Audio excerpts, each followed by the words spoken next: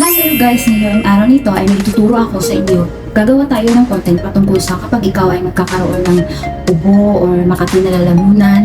Yun, kapag may problema ka sa lalamunan mo, may ituturo ko ako sa inyo na magandang home remedy na talagang napaka-less sa budget. So ito lang guys, again, onion. Ayan.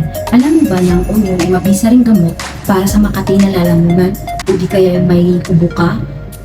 Coughing, kagaya ngayon ng amo ko. Kaya eto, i-share ko sa inyo ang magandang home remedy para sa makati na lalamunan or kung may ubo ka. Okay? Alright. So, tara, simulan na natin ang proseso.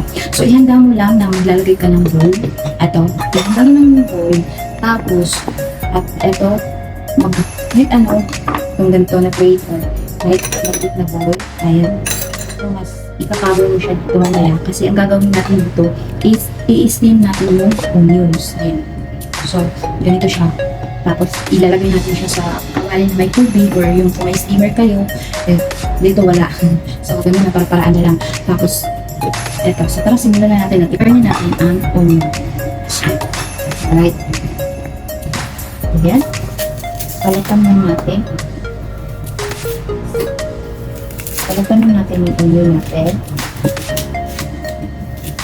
Dapat kasi sana is buo. Kaso ito lang yung natirang onion namin. Ito lang ang natira. So ito lang. So kung meron kayong buo, yun, gagamitin nyo. So ganito lang. Hihiwain lang natin. Tapos ganito. Ayan. Hiwain nyo ng manipis. Ayan.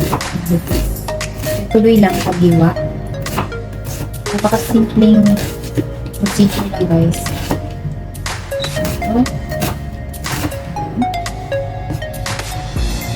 So, sa inyo ko ni amo, gagawin ko ito dahil sobrang kami ng lalamunan niya dahil po si amo ay may ubo. So, ayun po, nahiwa na po natin siya ng maninipis. Tapos, ayan, ito na yung bowl natin. Tapos, ilalagay na natin to para mamaya, pag mag-steam siya, yung juice is papunta dito sa ilalim. Tapos, eto mamaya is tatanggalin natin ito. So, ito. So, ilalagay lang natin dito sa ilalim. So, ayan.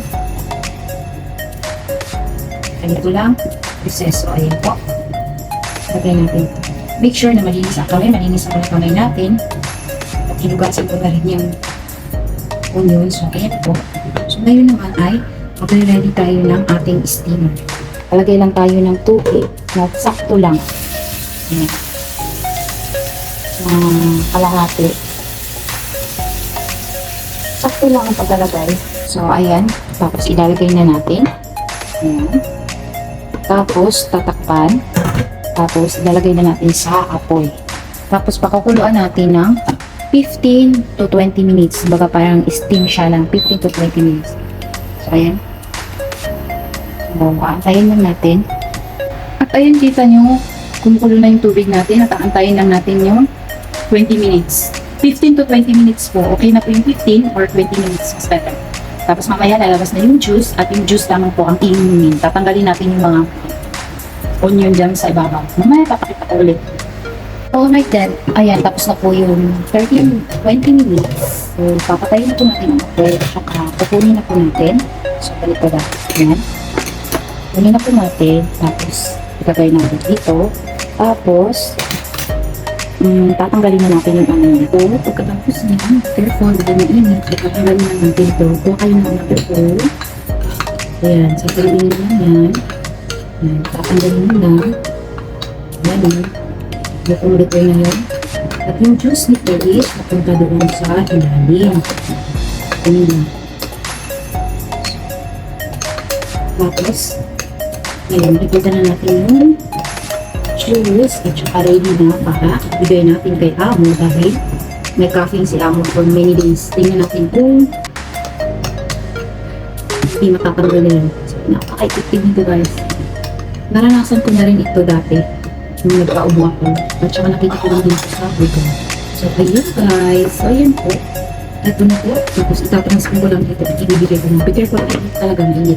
So, kaya inilipat ko dito at ibibigay ko kay amo.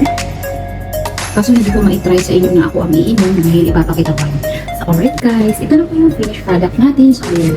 So, kung kayo po ay may problema sa lalamunan ninyo or kayo may ubo, so why not to try this kind of home remedy na medicine. So, di ba, napaka-organic. So, at napaka-legit. So, subukan ninyo. I hope na nakatulong ito sa inyo. At sana na-enjoy nyo ang papanood ng video na to. And please, baka naman don't forget to like and share and can comment down below or feel free to comment down below. Kaya naman po, maraming salamat sa panonood. We'll see you again for my next video. Thank you so much for watching. Bye!